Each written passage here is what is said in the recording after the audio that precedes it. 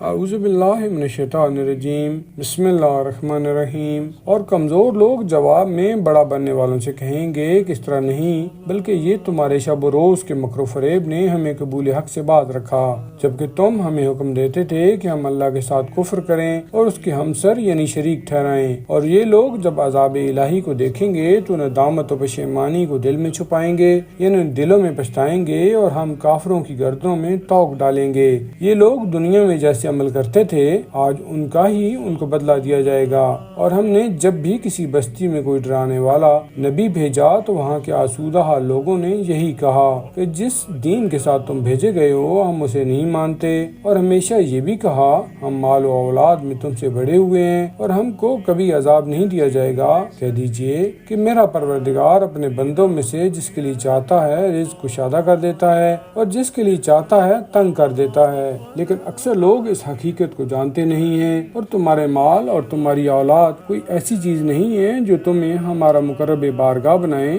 مگر وہ جو ایمان لائے اور نیک عمل کرے اسے ہمارا قرب حاصل ہوگا۔ ایسے لوگوں کے لیے ان کے عمل کی دگنی جزا ہے اور وہ بہشت کے اونچے اونچے درجوں میں امن و اطمینان سے رہیں گے۔ اور جو لوگ ہماری آیتوں کے بارے میں ہمیں نیچا دکھانے کے لیے کوشش کرتے ہیں وہ عذاب میں حاضر کیے جائیں گے۔ آپ کہہ دیجئے میرا پروردگار اپنے بندوں میں سے جس کا چاہتا ہے رزق کشادہ کر دیتا ہے اور جس کا چاہتا ہے تنگ کر دیتا ہے، اور جو کچھ تم راہ خدا میں خرچ کرتے ہو تو اس کی جگہ عطا کرتا ہے اور وہ بہترین روزی دینے والا ہے۔ اور جس دن وہ لوگوں کو جمع کرے گا پھر فرشتوں سے کہے گا یعنی پوچھے گا کیا یہ لوگ تمہاری ہی عبادت کرتے تھے؟ وہ کہیں گے پاک ہے تیری ذات، تو ہمارا آقا ہے، نہ کہ وہ، یعنی ہمارا تعلق تجھ سے ہے نہ کہ ان سے، بلکہ یہ تو جنات کی عبادت کیا کرتے تھے، ان کی اکثریت انہی پر ایمان و اعتقاد رکھتی تھی۔ ارشاد قدرت ہوگا آج تم میں سے کوئی نہ کسی دوسرے کو نفع پہنچا سکے گا اور نہ نقصان، اور ہم ظالموں سے کہیں گے کہ اب عذاب جہنم کا مزہ چکھو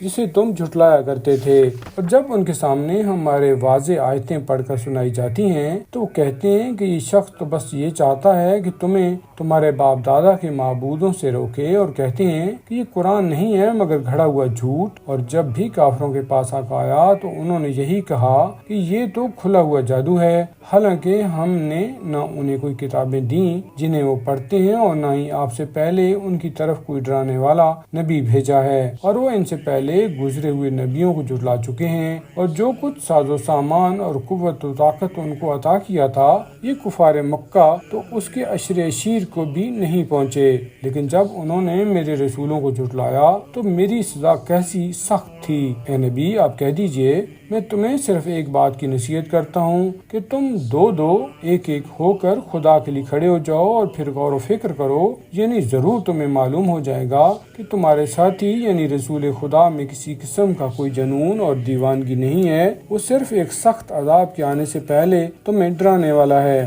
کہہ دیجئے میں نے تبلیغ رسالت کے سلسلہ میں تم سے جو اجر مانگا ہے وہ تمہارے ہی فائدے کے لیے ہے، میری اجرت تو بس اللہ کے ذمہ ہے اور وہ ہر چیز پر گواہ ہے۔ کہہ دیجئے کہ میرا پروردگار جو کہ بڑا غیب دان حق کو باطل پر ڈالتا یعنی مارتا ہے۔ اب کہہ دیجئے حق آ گیا اور باطل نہ کچھ ایجاد کر سکتا ہے اور نہ دوبارہ پلٹا سکتا ہے، یعنی بالکل مٹ گیا ہے۔ کہہ دیجئے اگر تمہارے خیال کے مطابق میں گمراہ ہو گیا ہوں تو اس کا وبال میری جان پر، اگر میں ہدایت یافتہ ہوں تو اس وحی کا ثمرہ ہے جو میرا پروردگار میری طرف بھیجتا ہے، بے شک وہ بڑا سننے والا ہے، بالکل قریب ہے۔ اور کاش تم دیکھو کہ جب یہ لوگ گھبرائے ہوئے پریشان حال ہوں گے لیکن بچ نکلنے کا کوئی موقع نہ ہوگا اور وہ قریبی جگہ سے پکڑ لیے جائیں گے، اور اب وہ کہیں گے کہ ہم اس پر ایمان لے آئے مگر اتنی دور دراز جگہ سے اب اس ایمان پر دسترس کہاں، حالانکہ اس سے پہلے تو اس ایمان کا انکار کرتے رہے اور بلا تحقیق بہت دور سے اٹکل کے تکے چلاتے رہے۔